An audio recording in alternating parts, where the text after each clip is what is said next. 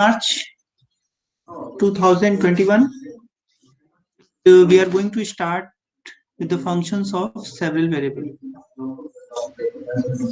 तो several variable start करने से पहले कुछ चीजें हम आपको बता दें. सबसे पहले Rn क्या होता है? So what is Rn? Are you able to see this screen? Yes, sir. Yes, sir. Okay. So what is Rn? Rn is actually x1, x2, xn. You may call it n tuple, such that xi belongs to R. And what is R? This R is the set of real numbers. ठीक है. इस Rn के ऊपर addition define होता है. कैसे addition define होता है? लोग एडिशन डिफाइन कर सकते हैं. एडिशन,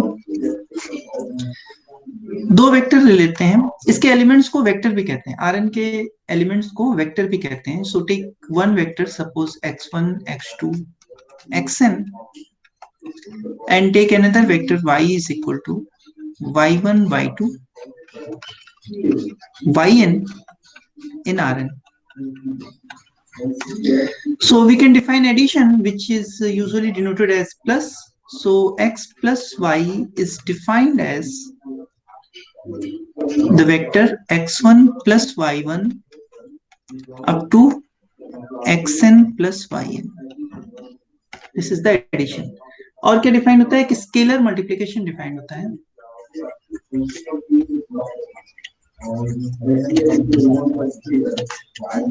स्केलर मल्टीप्लिकेशन डिफाइन होता है. इसको यूजुअली डॉट से डिनोट कर देते हैं. So take a alpha in R, एक रियल नंबर हमने अल्फा लिया, then we can define alpha dot x, and this is defined as alpha x1, alpha x2 and alpha xn. ठीक है. आप लोगों ने लीनियर अलजेब्रा का एक कोर्स किया है, तो आप लोग जानते होंगे कि Rn with respect to this plus and dot, this is a vector space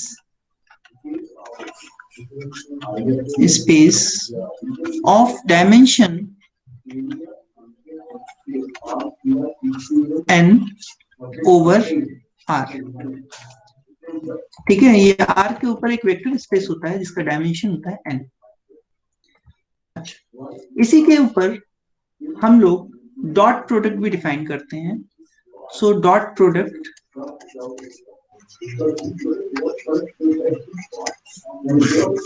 या इसको लोग इनर प्रोडक्ट भी कहते हैं. ठीक है. ये डॉट प्रोडक्ट या इनर प्रोडक्ट कैसे डिफाइन होता है?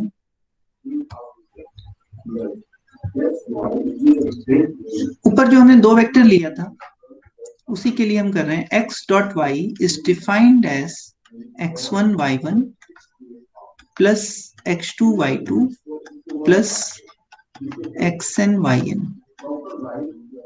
ठीक है. या इसको शॉर्ट में लिख सकते हैं summation xi yi, i is varying from 1 to n, यानी कोऑर्डिनेट वाइज मल्टीप्लाई करके सम कर दिया हमने. इसको हम लोग बोलते हैं डॉट प्रोडक्ट. ठीक है. अच्छा, अब इसी के ऊपर एक नॉर्म डिफाइन होता है. So let me define norm also. Norm को हम लोग यूजुअली इस सिंबल से डिनोट करते हैं, और ये एक तरह की मैप होती है. मैप कहां से होती है? Rn से लेकर R में मैप होती है. ठीक है. So how this norm is defined? Norm of A vector x is defined as under root of x dot x. ठीक है. सो क्या हो गया? अगर इसको पूरा लिखेंगे तो x जो हमने ऊपर चूज किया था x1, x2, xn है. So this is under root x1 square plus x2 square plus xn square. ठीक है. तो इसको बोलते हैं नॉर्म ऑफ x. ठीक है. और सर, नॉर्म, यस सर एक बार फिर से बताइए x1 स्क्वायर वाला. अच्छा, ठीक है. देखो x क्या था हमारे पास? x वेक्टर था x1 x2 xn, x का हमने x के साथ डॉट प्रोडक्ट लिया तो क्या हो गया x1 square plus x2 square plus xn square, x का x के साथ डॉट प्रोडक्ट ले रहे हैं, ये तो ठीक है। और फिर इसका हमने सही। अंडर रूट ले लिया, इसका अंडर रूट ले लिया और ये जो वैल्यू आएगी इसी को हम लोग कहते हैं नॉर्म ऑफ x। ठीक है, अगर n इज इक्वल टू 1 ले लेंगे, n इज इक्वल टू 1 ले लेंगे तो ये जो नॉर्म ऑफ x होता है यहाँ पे n के n 1 होगा तो कितने कोऑर्डिनेट होंगे, x में एक ही कोऑर्डिनेट होगा, तो यानी x एक रियल नंबर हो जाएगा। तो ये जो नॉर्म ऑफ x है वो क्या हो जाएगा, अंडर रूट x का स्क्वायर हो जाएगा, यानी x का स्क्वायर कर दीजिए और अंडर रूट ले लीजिए। तो अंडर रूट जब भी लेते हैं तो पॉजिटिव अंडर रूट की ही बात करते हैं हम लोग। सो एक्चुअल में x की जो भी वैल्यू है उसकी पॉजिटिव वैल्यू, यानी मान लीजिए -2 का अगर हम नॉर्म निकालेंगे तो क्या आएगा, -2 का स्क्वायर करेंगे तो 4 और उसका अंडर रूट निकालेंगे तो 2, और अगर 2 का नॉर्म निकालेंगे तो भी 2 आएगा। तो आप देख सकते हैं कि नॉर्म ऑफ -2 एक्चुअल में क्या आ रहा है, मॉड ऑफ 2 के बराबर आ रहा है ना। तो ये जो norm n is equal to 1 के लिए ये मॉड ऑफ x के बराबर आता है।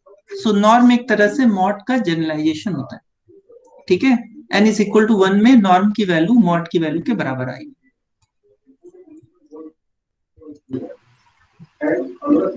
ठीक है, समझ में आ रहा है। अच्छा, फिर इसी Rn के ऊपर, यस प्लीज। सर हाँ 2 का नॉर्म √2 होगा ना?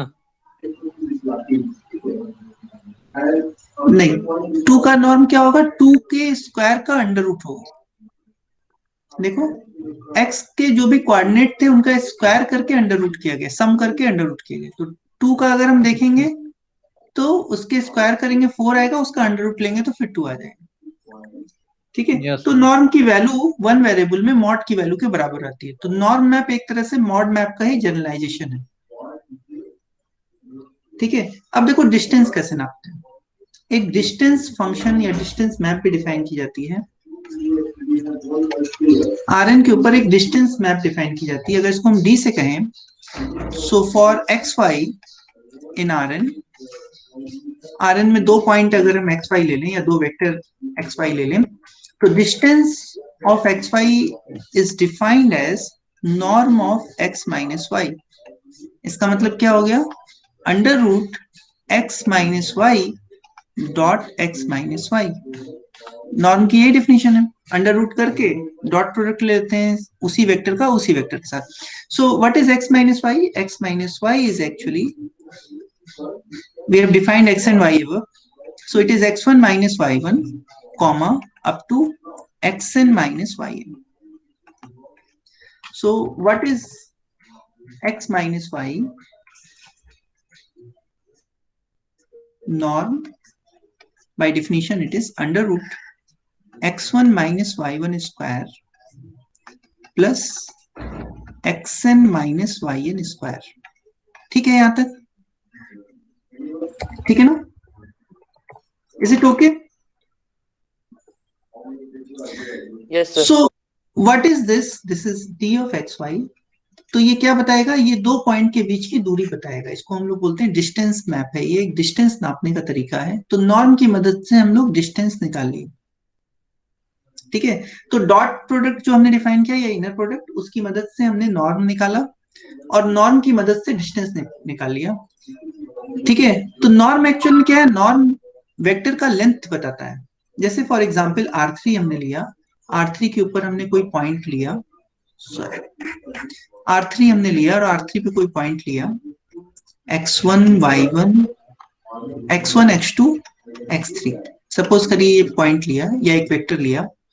सो इस वेक्टर का अगर ओरिजिन से डिस्टेंस हम निकालेंगे d of x1 x2 x3 और डिस्टेंस कहां से निकालेंगे, ओरिजिन से 0 0 0, तो क्या होगा, norm of this vector x3 minus 0 0 0 definition के हिसाब से, है ना। तो 0 0 0 घटाने से तो कोई फर्क पड़ेगा नहीं, तो norm of this. So norm क्या है, ये एक्चुअल में लेंथ ऑफ वेक्टर बताता है। ठीक। नॉर्म जो है एक तरह से लेंथ ऑफ वेक्टर बताता है, और डी जो है वो दो वेक्टर के बीच में दूरी बताता है, ठीक है। So there are some properties of norm function. So properties of norm function,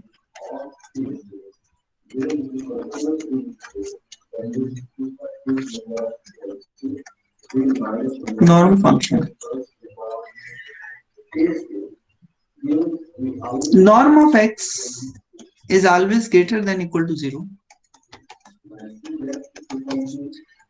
Norm of x is equal to 0 if and only if x is equal to 0. किसी वेक्टर का नॉर्म तभी 0 आएगा जब वो वेक्टर खुद 0 होगा, ठीक है। और फिर क्या होता है, norm of alpha x, where alpha is an element of, alpha is a real number, ये mod of alpha into norm of x के बराबर आता है for all alpha in R and x in Rn, ठीक है। This is true for all x in Rn। और एक और इनइक्वालिटी होती है, norm of x plus y is less than equal to norm of x plus norm of y। इसको बोलते हैं ट्रायंगुलर इनइक्वालिटी,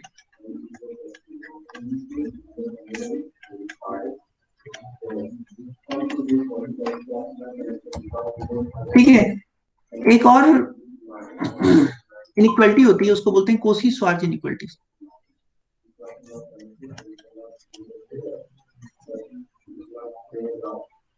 श्वार्ज इनइक्वालिटी, ये इनइक्वालिटी क्या कहती है कि अगर हम मॉड निकालेंगे x डॉट y का, जब भी देखो दो वेक्टर का हम डॉट प्रोडक्ट लेते हैं तो क्या मिलता है, एक रियल नंबर मिलता है। सो x डॉट y एक रियल नंबर हुआ, इसलिए यहाँ नॉर्म ना लिख के हमने मॉड लिखा, and this is less than equal to norm of x into norm of y। इस इनइक्वालिटी को बोलते हैं कोसी श्वार्ज इनइक्वालिटी। सो जो नॉर्म मैप होती है वो, उसके अंदर ये सारी प्रॉपर्टी होती है, वो हमेशा पॉजिटिव होगी, ग्रेटर देन इक्वल टू 0 होगा। आप डेफिनेशन से भी इसको चेक कर सकते हैं, पॉजिटिव होगी। 0 कब आएगी, जब 0 आएगा और अल्फा को इस रियल नंबर से मल्टीप्लाई करेंगे x में, तो mod alpha times norm of x हो जाएगा, and norm of x plus Y is less than equal to norm of x plus norm of y होगा, और कोसी श्वार्ज इनइक्वालिटी को satisfy करेगा। तो आई होप जब आप लोग ने लीनियर अलजेब्रा किया होगा, उसके अंदर जब आप इनर प्रोडक्ट पढ़े होंगे तो उसमें इन चीजों को आपने एक बार प्रूफ किया होगा, ठीक है। तो इसके डिटेल में हम लोग नहीं जा रहे हैं। और ये जो Rn हुआ, इन चीजों का हमें यूज होगा, इसलिए हम इसको आपको एक बार रिकॉल करा देंगे। So Rn is called n dimensional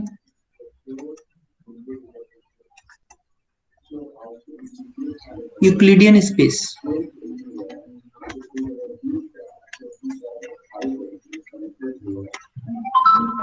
ठीक है। यहां तक कोई दिक्कत किसी को? If you have anything to ask at this point then you can ask please. Sir Cauchy Schwarz inequality में x डॉट y में सिर्फ मोड क्यों लिखे? हाँ, क्योंकि जब भी हम डॉट प्रोडक्ट लेते हैं ना, तो डॉट प्रोडक्ट में देखो क्या होता है, summation i is varying from 1 to N xi yi होता है, और ये क्या है, xi भी एक रियल नंबर है, yi भी रियल नंबर है, तो ये पूरा रियल नंबर होता है। और हम लोग देखें कि रियल नंबर के ऊपर क्या होता है, नॉर्म का मतलब मॉड होता है ना। रियल नंबर के ऊपर नॉर्म का मतलब मॉड होता है, तो हम लोग ने सिर्फ मॉड लिख दिया। आप चाहें तो वहां नॉर्म लिख सकते हैं, लेकिन नॉर्म जो है मॉड के बराबर होता है, इसलिए हम लोग ने यहाँ पे मॉड लगा दिया। Mod of x dot y is less than equal to norm of x into norm of y, ठीक है। इसका प्रूफ आपको किसी लीनियर अलजेब्रा की बुक में मिल जाएगा, स्पेशली आप एपोस्टल देख लीजिए, एपोस्टल का कैलकुलस, एपोस्टल की कैलकुलस जो कि रेफरेंस बुक में भी है आपके, you will get the proof of it, ठीक है। If you have not done it before then you can see it. चलिए, अब हम लोग आते हैं ओपन बॉल की बात करते हैं। Rn में ओपन बॉल क्या होती है, तो it is defined open ball in Rn।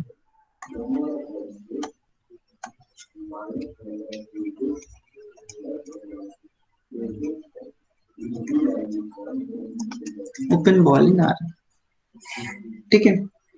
So take x in Rn and R in R greater than 0। R greater than 0 का मतलब है रियल नंबर, वो रियल नंबर जो पॉजिटिव रियल नंबर है, 0 से बड़े वाले रियल नंबर। ठीक है, पॉजिटिव रियल नंबर को हम लोग ऐसे लिख देते हैं अक्सर। और x कोई वेक्टर हमने लिया, यानी Rn का कोई पॉइंट या Rn का कोई एलिमेंट लिया, तो हम लोग एक सेट डिफाइन करते हैं। डिफाइन बी फॉर बॉल, और R यहाँ पे लगाया और x लगाया। इसको कैसे डिफाइन करते हैं? ये एक सेट है, इस सेट में वो पॉइंट Rn के आएंगे such that the distance between x and y is less than r। तो डिस्टेंस कैसे नापते हैं हम लोग Rn में? डिस्टेंस नापते हैं हम लोग नॉर्म के through. So Rn such that norm of x minus y is less than r। सो ये हो गया हमारी open ball. So this BRX is called open ball। BRX is called open ball of radius r and center x। x centre है और radius r। क्यों इसको open ball कह रहे हैं? अब इसको हम आपको एग्जांपल से समझाते हैं। ठीक है, एक एग्जांपल लेके आपको बताते हैं कि ओपन बॉल इसको क्यों कह रहे हैं।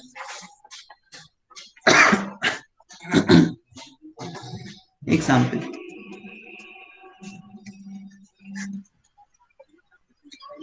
अगर हम r ले लें और r के ऊपर क्या हो गया, r के ऊपर हम डिस्टेंस कैसे नापेंगे? डिस्टेंस ऑफ एक्स वाई का मतलब हो गया mod of x minus Y.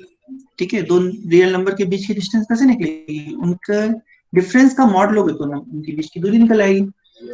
तो मान लीजिए हमने एक रियल नंबर ले लिया 2, और 2 को सेंटर मानकर एक हम बॉल बनाना चाह रहे हैं जिसकी रेडियस है 1, B12। ठीक है, तो B12 में कौन से पॉइंट आएंगे? वो पॉइंट आएंगे, वो रियल नंबर आएंगे such that mod of 2 minus Y is less than 1। Definition से है ना ये क्लियर? ये जो एक्सप्रेशन हमने लिखा, क्या ये क्लियर है आपको? Is this expression is okay?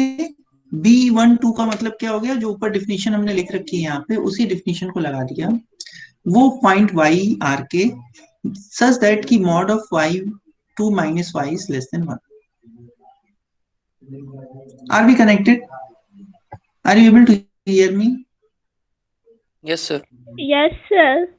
समझ में आ रहा है ये जो लिख रहे हैं हम? Yes sir. Yes, sir.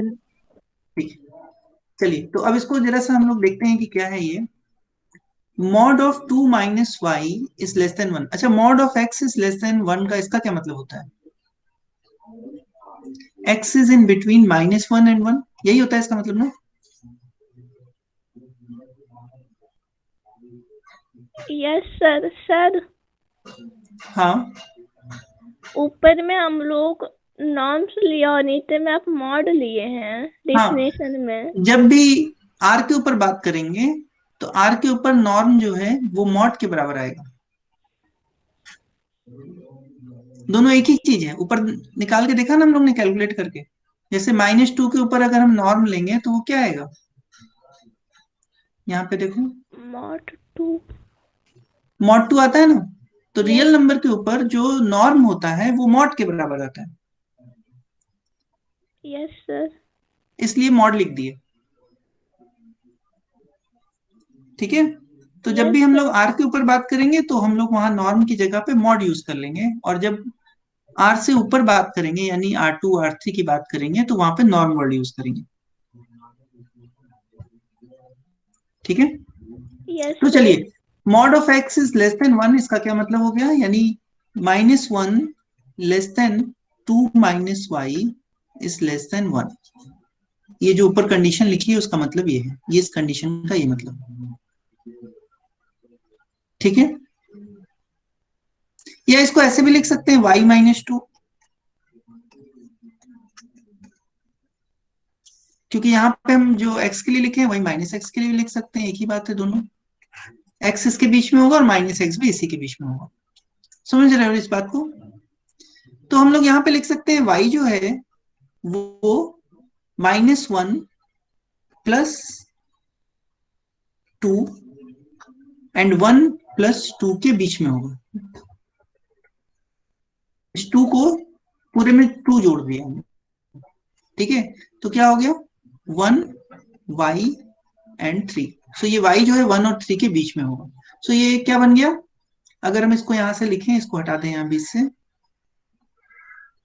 तो इस बॉल का मतलब क्या हो गया, B12 का मतलब हो गया B12 is equal to those y in R such that y is in between 1 and 3. So this is open interval 1 3। यही तो हुआ ये 1 3। देखो क्या हुआ, 2 पे हमने स्टार्ट किया था, 2 से 1 कम, 2 - 1, 2 से 1 कम और 2 से 1 ज्यादा, 2 + 1 3। यही हुआ ना। 2 पे अगर हमने बॉल बनाई 1 रेडियस की, तो इसका मतलब क्या हो गया, 2 से 1 पीछे आए और 2 से 1 आगे गए। सो इसी तरह से अगर आप कोई भी पॉइंट लीजिएगा, so if you take any point x and if you will make a ball of radius r, then it will simply be x - r and x + r। ठीक है। जैसे यहाँ पे ये क्या था, 2 - 1 था पहला वाला और दूसरा वाला था 2 + 1, उससे एक पीछे और एक आगे। So in general, if you will take any point x and you will take r, so on the same way, the way we have calculated B12, you can calculate BRX. It will turns out to be x - r and x + r. So अगर हम r के ऊपर ball देखेंगे तो ऐसे लिखेंगे। अब चलिए हम लोग R2 में बॉल देखते हैं। सपोज करिए हमने r की बजाय R2 ले लिया और R2 पे हमने कोई पॉइंट ले लिया, तो x पॉइंट कैसा दिखेगा, x1 x2 दिखेगा इन R2। एक पॉइंट हमने लिया, टेक x इन दिस, और मान लीजिए हमने r ले लिया 1, r ले लिया हमने यहाँ पे कुछ 1 ले लिया, ठीक है। तो कैसे होगा, B1x अगर हम बनाएंगे तो क्या मिलेंगे, वो पॉइंट y कैसा होगा, y में भी 2 कोऑर्डिनेट होंगे, y1 y2 होगा। कहां पे होगा, R2 में, such that the distance between x and y should be less than 1। so distance कैसे डिफाइन होता है, नॉर्म से। so y1 y2 in R2 such that norm of x minus y is less than 1। okay, so what is this, let me again write y1 y2 in R2 such that, अब इसकी definition क्या होती है, under root x1 minus y1 square plus x2 minus y2 square is less than 1।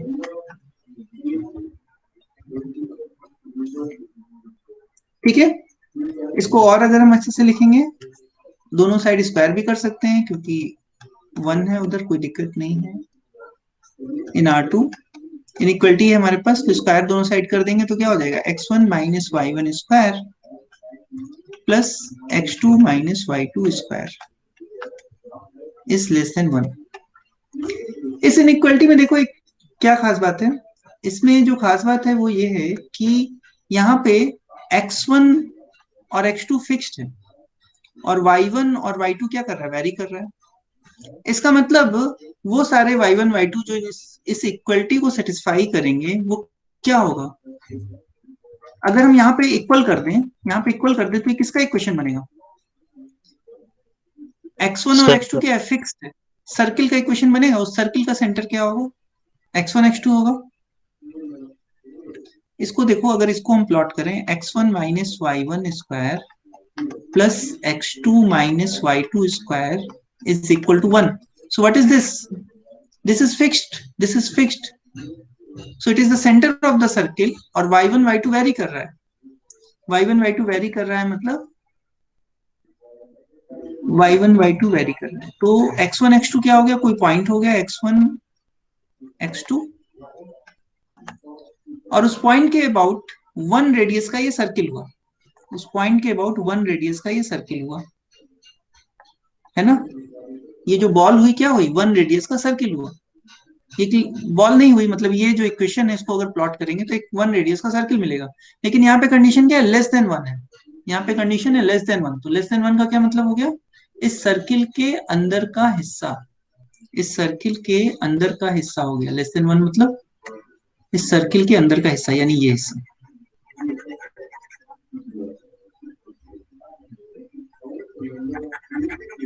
समझ में आ रही बात।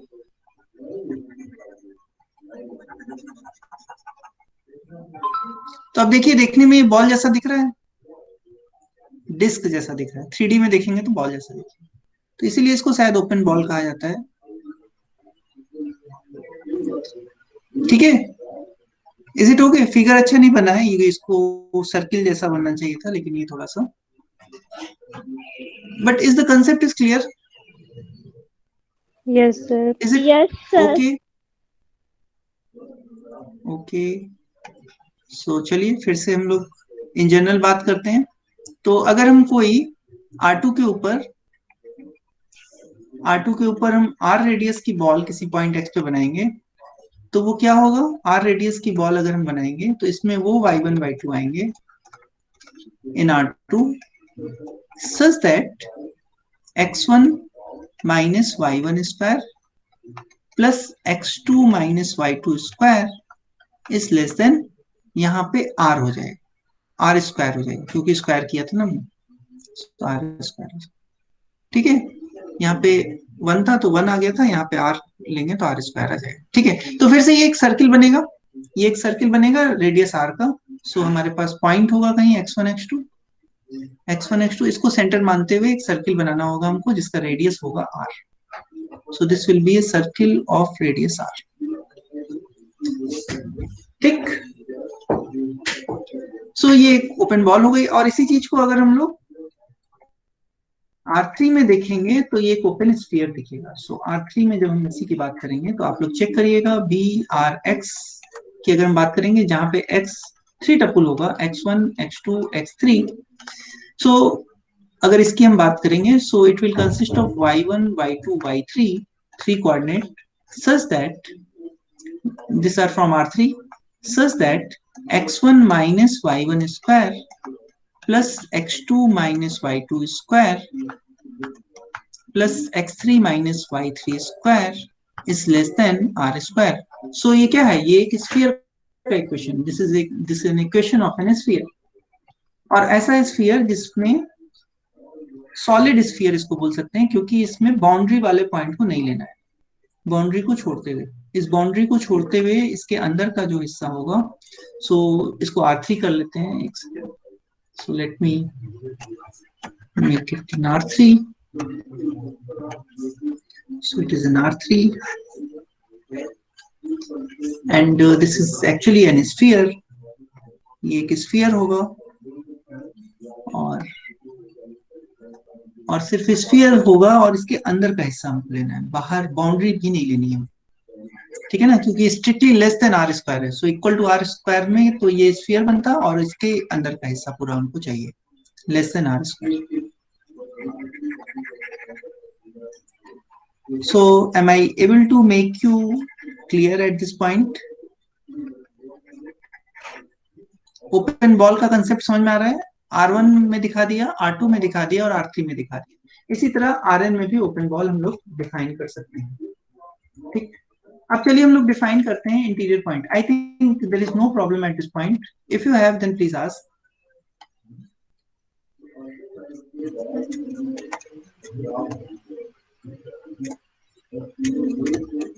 Interior point, do you have any problem? No, sir. This point no problem. ठीक है, चलिए इंटीरियर पॉइंट पे आते हैं। सो ए पॉइंट, पॉइंट का मतलब एलिमेंट ही समझना, Rn के एलिमेंट को हम लोग पॉइंट भी बोल दे रहे हैं। ये point x in A, where A is a subset of Rn, is called interior point of A if there exists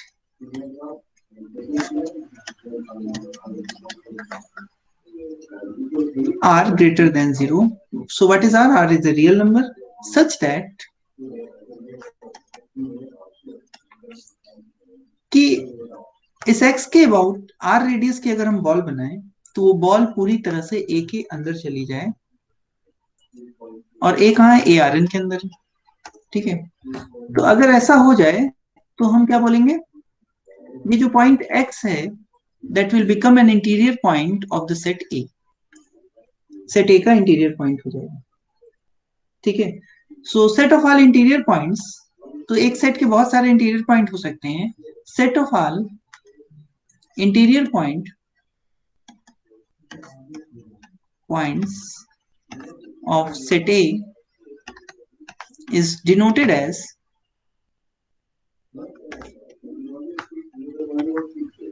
this, and इसको हम लोग A इंटीरियर पढ़ते हैं,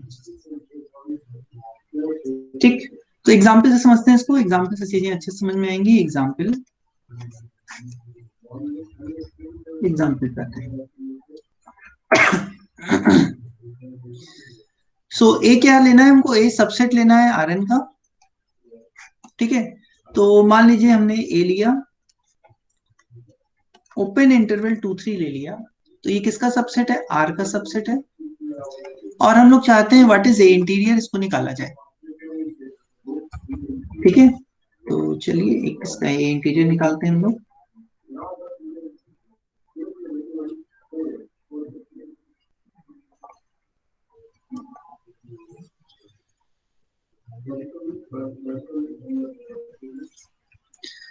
तो पहले देखा जाए ये है क्या।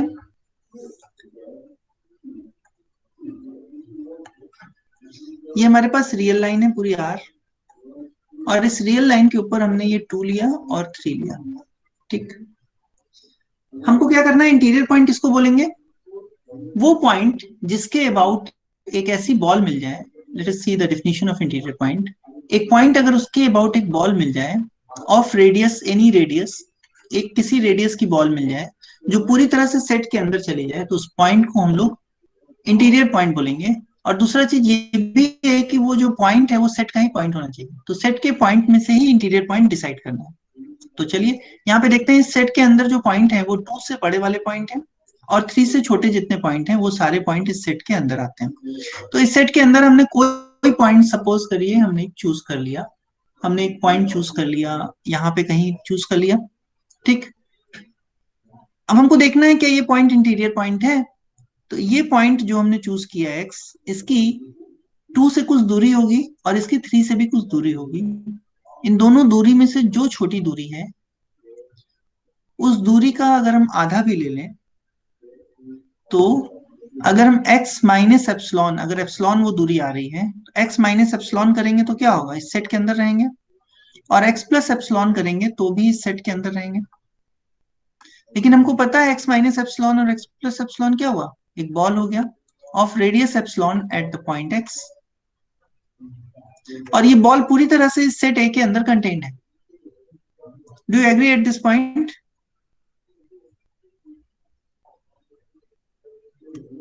Yes, sir. Ball is fully contained inside A। इसका मतलब ये जो पॉइंट x है वो इंटीरियर पॉइंट है। So it means if we take any point in this set A, then that point will have this property, so it will become an interior point of the set. So the set of interior points of the set A is A itself, A के बराबर आएगा ये, यानी ये 2 3 ही आ जाएगा। सारे point interior point हैं। Do you agree at this point? किसी को कोई कंफ्यूजन हो पूछ लीजिए। If you have any yes, इसको दोबारा से एक्सप्लेन कर दीजिए। ठीक है, दोबारा से इसको एक्सप्लेन कर देते हैं। अच्छा, फिर से देखिए, क्या हो रहा है?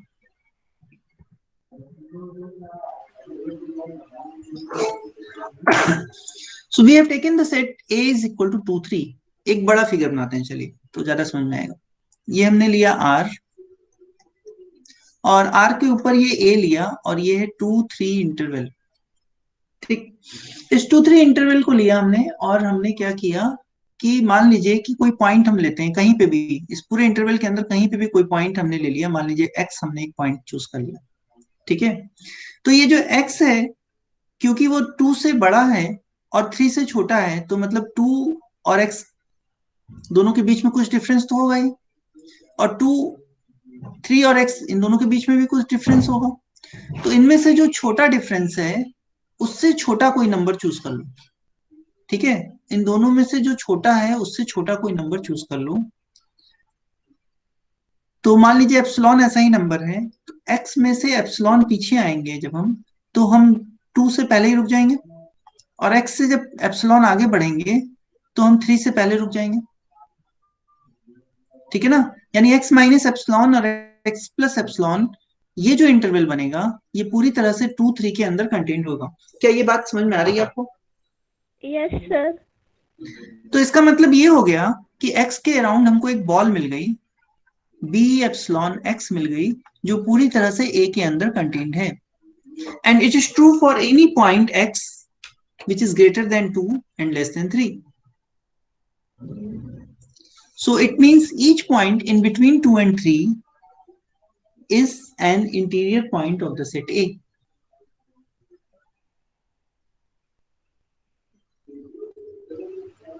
क्या ये ठीक है? Yes sir. Yes sir. ठीक है, तो चलिए एक और एग्जांपल से आपको समझाते हैं। मान लीजिए हमने सेट ए ले लिया, क्लोज ओपन इंटरवल, और ये आर में कंटेन्ड है। अब हमको निकालना है कि what is interior point of this set.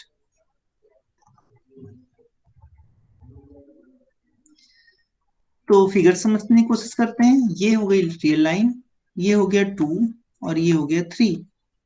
सो अगर हम 2 से बड़ा कोई पॉइंट लेते हैं और 3 से छोटा लेते हैं, तो जैसे ऊपर किया हमने वैसे ही हम बॉल बना सकते हैं, उसमें तो कोई दिक्कत नहीं है। तो अब जो चेक करने के लिए बच रहा है वो 2 बच रहा है। क्या 2 के अबाउट कोई एक ऐसी बॉल होगी किसी भी रेडियस की जो पूरी तरह से ए के अंदर चली जाएगी? 2 के अबाउट जब भी हम कोई बॉल बनाएंगे तो वो बॉल कैसी दिखेगी? 2 माइनस आर, 2 प्लस आर। तो जैसे ही हम 2 माइनस आर की बात करेंगे तो बॉल लेफ्ट साइड में बढ़ जाएगी। 2 प्लस आर वाला हिस्सा तो इधर चला ही जाएगा, 2 से बाद 2 प्लस आर तक का हिस्सा इस सेट ए के अंदर चला जाएगा, लेकिन इस बॉल में 2 माइनस आर वाला कुछ हिस्सा होगा जो 2 से छोटा होगा, और वो हिस्सा हमेशा ए से बाहर जाएगा। तो इसका मतलब 2 पॉइंट के अबाउट कोई भी बॉल ऐसी नहीं होगी जो कि ए के अंदर कंटेन्ड होगी। It means 2 is not an interior point of this set. But any another point which is greater than 2 and less than 3 will be an interior point of this set. So the set of interior point of this set is 2, 3. Is it okay? Yes sir.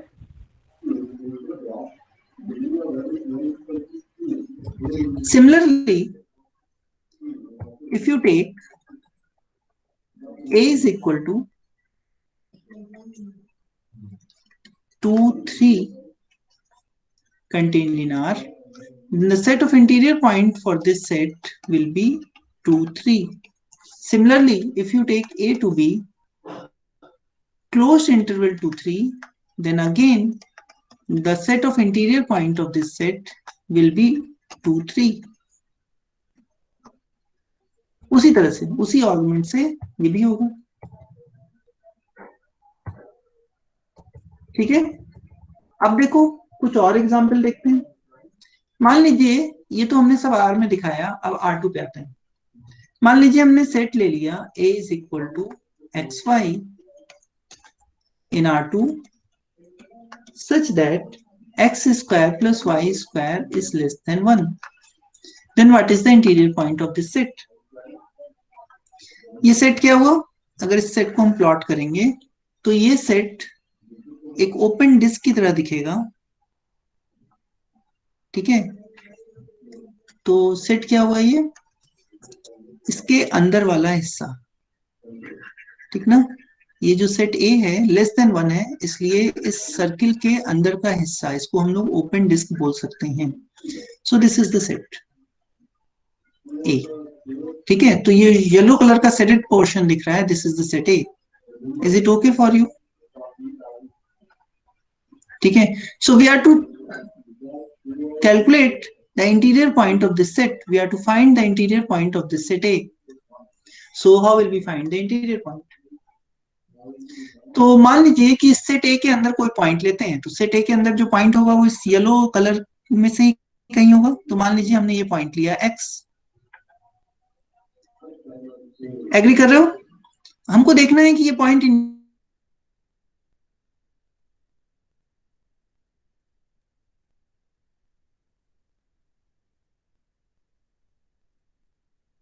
तो R2 के ऊपर जब देखते हैं तो ball कैसी दिखती है? Is it okay? समझ में आ रहा है आपको? तो हम x की जो है इस बाउंड्री से कुछ दूरी होगी, क्योंकि x क्या है, x जो ये पॉइंट है इसमें दो कोऑर्डिनेट होंगे ना, x1 x2 मान लो, x1 x2 कोऑर्डिनेट होगा। सो x1 square plus x2 square is less than 1। तो x1 square plus x2 square क्या है, इस ओरिजिन से दूरी है, और लेस देन 1 है, यानी ये यहाँ से बाउंड्री से कुछ दूर होगा। इसका मतलब इसके और इसके बीच में जो दूरी है और इसके बीच में जो दूरी है, उसमें से जो छोटी दूरी है उससे भी कुछ छोटा नंबर लेकर उस रेडियस की हम बॉल बनाएंगे, तो वो बॉल पूरी तरह से कैपिटल ए के अंदर कंटेन होगी। ये बात क्लियर है यहाँ पे? Yes, sir.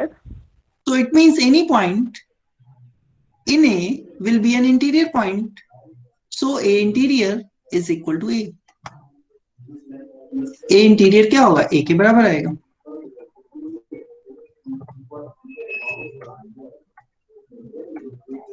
Is it okay to everybody?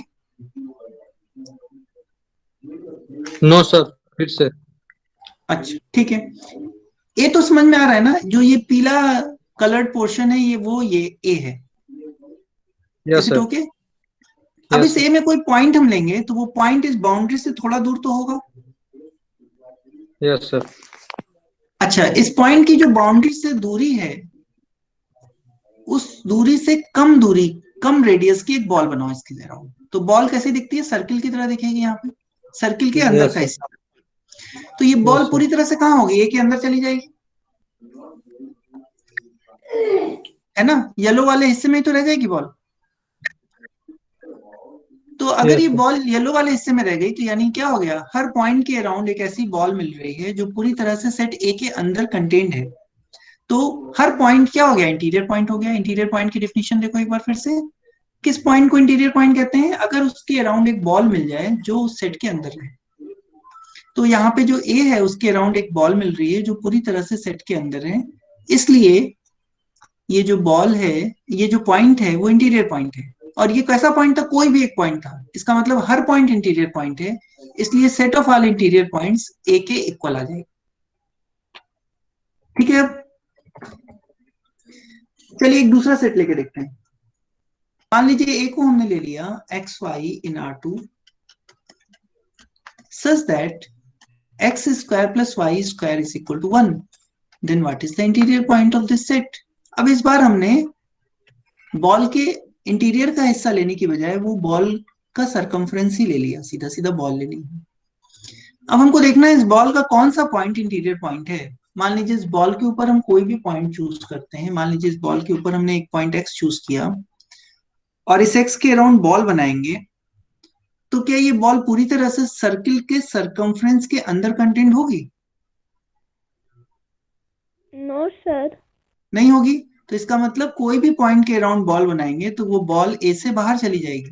So it means no point of this set is an interior point, so a interior is equal to 5। No point is an interior point, इसका कोई भी point interior point नहीं है। ठीक है, तो इसी तरह से अगर हम बॉल, ये सर्किल की बजाय कोई लाइन का इक्वेशन ले लें। मान लीजिए हमने लिया x एंड 2x ले लिया in R2 such that x belongs to R, तो ये क्या हो गया, इक्वेशन ऑफ ए लाइन हो गया। तो लाइन पे भी यही बात होगी, आप लोग चेक कर सकते हैं, ए इंटीरियर निकालेंगे तो फाई आए। तो इस तरह से हम लोग इंटीरियर पॉइंट कैलकुलेट कर सकते हैं। ठीक, चलिए अब एक चीज डिफाइन करते हैं, ओपन सेट डिफाइन करते हैं। Open set, A subset A contained in Rn is called open set if A is equal to A interior। वो सेट जिसके सारे पॉइंट इंटीरियर पॉइंट हो उसको हम ओपन सेट कहते हैं। दैट इज, चलिए इसको एक बार लिख लेते हैं, that is all points, sir all points, yes, sir 823 जो क्लोज्ड इंटरवल है, हाँ उसमें भी तो हर पॉइंट के लिए हम एक बाहर का पॉइंट लेकर के उस ऐसा एक बॉल बना सकते हैं जो उस सेट के बाहर चला जाए, तो उसमें भी तो फाई होना चाहिए। नहीं नहीं, इंटीरियर पॉइंट की डिफिनेशन में लिया गया है कि एक ऐसा बॉल मिल जाए जो पूरी तरह से ए के अंदर कंटेन्ड हो। ठीक है, इसमें यह नहीं लिया गया है कि हर बॉल के लिए इसके अंदर कंटेंट हो। इसमें सिर्फ इतना कहा जा रहा है कम से कम एक बॉल ऐसी मिल जाए कि वो बॉल बनाए तो पूरी तरह से ए के अंदर चले जाए। लेकिन यहां पे देखो, जब हम ये क्लोज्ड इंटरवल 2-3 लेके चलते हैं और 2 के अबाउट कोई भी बॉल बनाते हैं तो वो ए के अंदर नहीं जाती है, कोई भी बॉल। तो इसका मतलब 2 इंटीरियर पॉइंट नहीं है। लेकिन बाकी जो पॉइंट हैं बीच वाले, उनके अराउंड कम से कम एक ऐसी रेडियस की बॉल मिलती है कि जो पूरी तरह से ए के अंदर चली जाती है, इसलिए वो इंटीरियर पॉइंट है। ठीक है, सर इस सर्कल में केवल सरकमफ्रेंस पर ना ऐसा एक पॉइंट मिलेगा जिस पर कोई भी बॉल बनाएंगे तो बाहर आ जाएगा। हाँ बिल्कुल, तो सरकमफ्रेंस सरकमफ्रेंस, हाँ ठीक है। अंदर अंदर वाला पॉइंट तो आएगा ना, इंटीरियर पॉइंट। इंटीरियर पॉइंट इस सेट में है ही नहीं ना, जो ये ए लिया हमने, इसमें जो अंदर वाला हिस्सा है वो इस सेट का हिस्सा नहीं है। इस सेट का हिस्सा कौन है, इस सेट का हिस्सा सरकमफ्रेंस है। तो हाँ, सरकमफ्रेंस पे कोई पॉइंट लेके उस पर जब बॉल बना रहे हैं तो वो सरकमफ्रेंस के अंदर नहीं आ रही है, तो इसलिए कोई भी पॉइंट इंटीरियर पॉइंट नहीं है।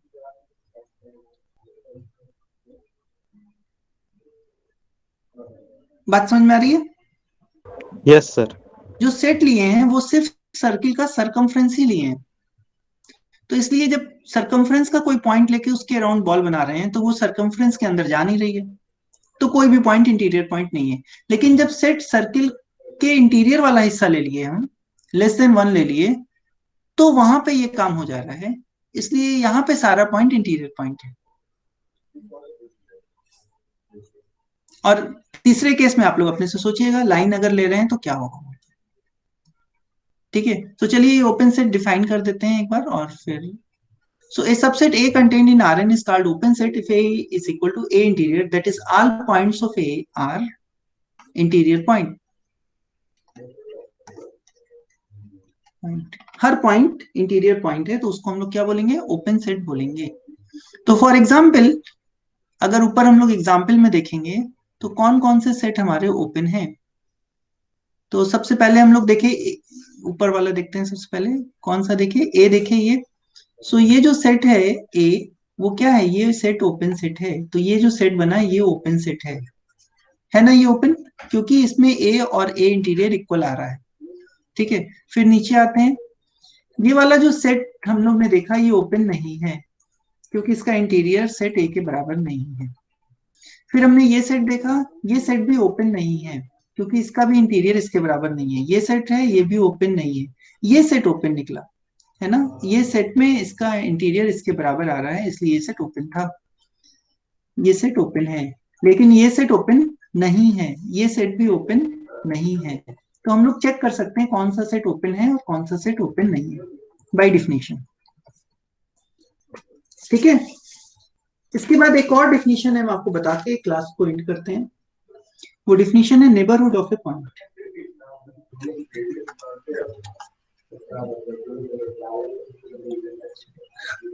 या चलिए छोड़िए, इसको कल ही करते हैं। ठीक है, ओपन सेट पे क्लियर हो? Yes, Is it sir. okay? Yes, sir. Do you have any problem at this point?